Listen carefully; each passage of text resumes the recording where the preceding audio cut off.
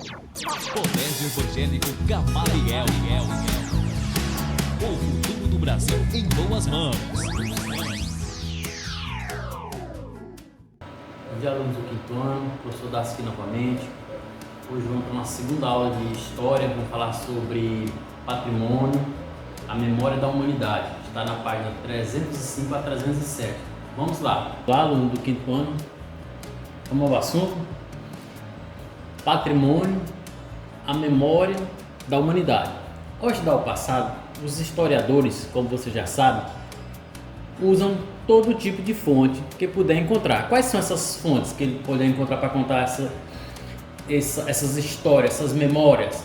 Documentos escritos, pintura, vestígios como ruínas ou fósseis, fotografias, vídeo, jornais, revistas, entre outras. Entre essas fontes históricas, até mesmo cidades inteiras ou estilo de arquitetura, bem como cemitérios, paisagem, materiais empregados nas construções podem ser elementos valiosos para obter informações sobre as características da época anterior. Então, isso tudo que eu falei para vocês são tipo de fonte que os historiadores procuram para contar a memória da humanidade. Por isso, pela importância que tem, muitos elementos produzidos pelos grupos humanos podem se tornar patrimônio cultural ou histórico da sociedade. Olha, por isso, pela importância que tem, muitos elementos produzidos pelos grupos humanos, muita coisa produzida pelos humanos, pode se tornar patrimônio cultural ou histórico das sociedades. Podemos dizer assim que patrimônio, preste atenção, patrimônio é o conjunto de bens, aqui está dando o conceito do que é patrimônio. É o conjunto de bens de uma comunidade, como construções, monumentos, ambientes naturais e muitos outros. As práticas culturais, os exemplos aqui, as práticas culturais como dança, culinária, língua, crença, tradições também fazem parte desses bens, portanto, também são integrantes do patrimônio histórico e cultural. Todos esses exemplos que eu falei fazem parte do patrimônio histórico e cultural. Vamos mais para frente. Agora vamos entender como surgiu a ideia de patrimônio. A palavra patrimônio deriva da língua grega e do latim. De pátria significa pai e patrimônio pertence ao pai. Portanto, era tudo aquilo que passava de pai para filho. Era uma herança que a pessoa recebia, daí ter adquirido o significado atual. São todos os bens que uma sociedade herda das gerações anteriores e que deve conservar. Para passar às gerações futuras. São os bens materiais e também os não materiais ou imateriais. É como se o seu pai tivesse deixado um terreno para você e você, depois de adulto, recebesse esse terreno. Isso é um patrimônio. Seu pai deixou um patrimônio para você e você tem que conservar. A ideia de que os bens da sociedade pertencem a todos e deveriam ser preservados como um patrimônio histórico, olha, é responsabilidade de todos. E cultural começou a ser difundida a partir da Revolução Francesa. Então, começou a ser fundida. Como era que deveria ser a preservação desses patrimônios? Ela começou na Revolução Francesa. Um longo conflito que começou na França, aconteceu no ano de 1789 e que conquistou uma série de direitos para os cidadãos e as pessoas comuns. Então isso gerou direitos no ano de 1789. Com o passar do tempo, a ideia de patrimônio passou a englobar muito mais que somente monumentos e atualmente abrange tudo aquilo que preserva a memória. Então, que é patrimônio passou a ser o quê? Atualmente abrange tudo aquilo que se preserva a memória, tudo que tem para se contar uma história. Estão aí, como nós falamos no assunto passado, os museus contam as histórias. Tem tanto museu no Brasil como fora do Brasil. Agora nós temos os museus mais modernos, que são todos digitalizados, não tem como perder arquivos. Todos os bens que são importantes para os cidadãos de uma comunidade eles devem ser preservados. Ó, lembre disso. Todos os bens que são importantes para um cidadão de uma comunidade devem ser conservados. A Organização das Nações Unidas para a Educação, é o que é que diz? A Organização das Nações Unidas para uma Educação, a Ciência e a Cultura, UNESCO, órgão da Organização das Nações Unidas, ONU, realizou, esses três órgãos realizou em 1972 uma reunião de países chamada Convenção para a Proteção do Patrimônio Mundial. Então essas três organizações se reuniram para uma reunião para falar sobre a proteção, para proteger esses patrimônios mundiais. Mundial também cultural e natural, que estabeleceu quais são os patrimônios históricos, culturais e naturais da humanidade. No Brasil, o órgão governamental que cuida de identificar os patrimônios, classificá-los e protegê-los.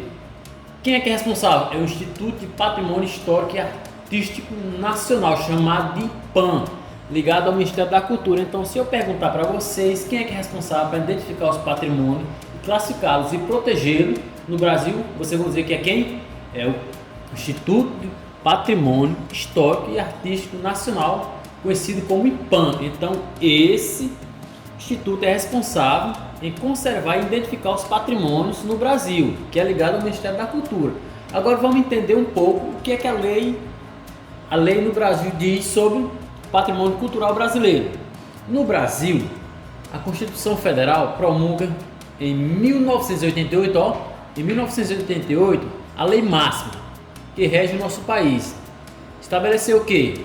No artigo 216, constitui patrimônio cultural brasileiro os bens de natureza material e imaterial, tomados individualmente ou em conjunto, portadores de referência à identidade, à ação, à memória dos diferentes grupos formadores da sociedade brasileira, nos quais se inclui. Olha quem é que fazia, quem é que entrava, quem é que classificava nesse artigo, que entrou nesse artigo, que fazia parte, para se tornar patrimônio: as formas de expressões, os modos de criar e fazer e viver, as criações científicas, artísticas e tecnológicas, as obras, objetos, documentos, edificações e demais espaços destinados às manifestações artísticas e culturais.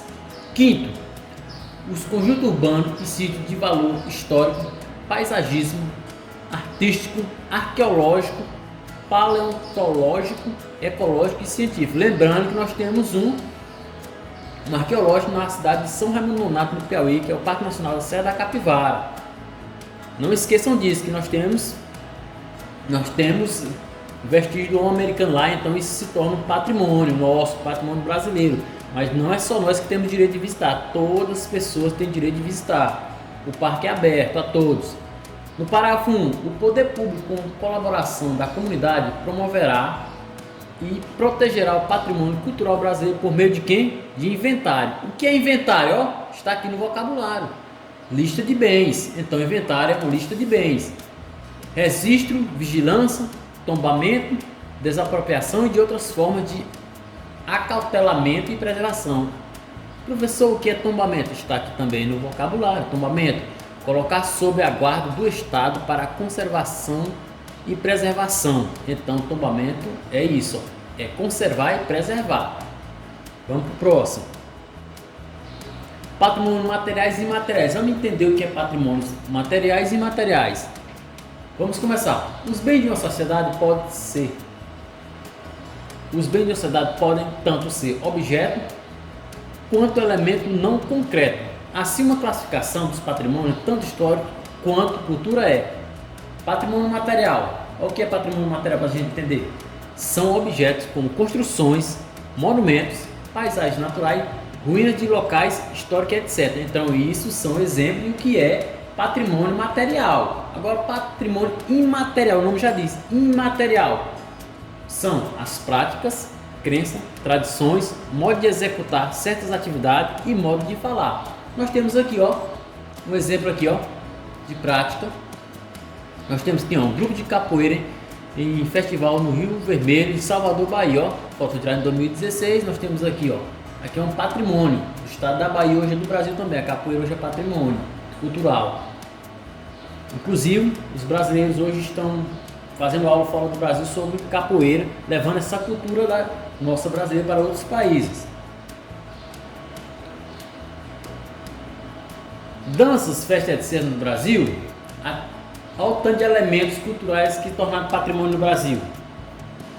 No Brasil, há 38 elementos culturais que se tornaram patrimônio imateriais que precisam ser protegidos para não desaparecer. Desses 5 foram reconhecidos pela Unesco como patrimônios culturais imateriais da humanidade. Olha, como eu já falei agora, a capoeira é um patrimônio cultural imaterial. O frevo, o samba de roda na Bahia, procissão do Círio de Nazaré em Belém do Pará, pintura corporal e arte gráfica chamada arte cursiva dos povos indígenas de Guajapim, no Amapá. Então aí temos, dentre esses 38 elementos culturais, tem 5 aí que são patrimônios imateriais que eu como dei exemplo para vocês: a capoeira, o frevo, o samba de roda na Bahia, a procissão do Círio de Nazaré e outros mais aí. Outro modo de classificar os patrimônios. Vamos entender outro modo de classificar. Além dessa classificação, podemos analisar os bens da sociedade usando outro critério. Quais são o primeiro critério? Patrimônio histórico. Vamos também entender o que é patrimônio, que é o primeiro critério a classificar. O que é patrimônio histórico? É o conjunto de bens que conta a história da localidade por meio de suas construções, arquitetura, materiais empregados, mobília, tecidos, armas, ferramentas, meio de transporte, obras de arte, documento. O patrimônio histórico é rico para a conservação de memória e oferece aos historiadores a mais variada fonte histórica sobre o passado do lugar. Quando a gente voltar às aulas, a gente vai fazer. O professor Darcy que está, como é que eu posso dizer para vocês? Nós temos que contar um pouco da história da nossa cidade, Colônia do Gurgueia, para vocês entenderem um pouquinho como foi que surgiu. Já fizemos algumas visitas. Então, quando a gente retornar, a gente vai falar um pouco sobre essas fontes históricas de Colônia do Gurgueia. Mas vamos voltar aqui para o assunto. E o patrimônio cultural é o conjunto de bens materiais ou imateriais que conta a história pelos costumes, tradições, crenças, lendas, contos, dança, linguagem, superstições, rituais, festas, culinária típica de um povo. Então o patrimônio cultural está voltado para esses exemplos que eu dei aí, acabei de ler para vocês. Agora o patrimônio ambiental, o nome já disse, ambiente é voltado para quê? Patrimônio natural, são coisas da natureza, são coisas do ambiente.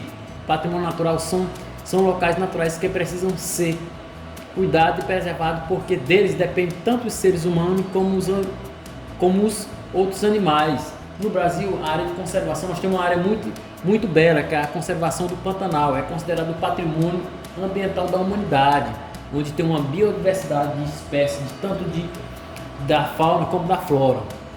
Então, para vocês entenderem um pouquinho mais, quando a gente retornar, a gente vai aprofundar mais um pouco nesses 3 tipos de patrimônio.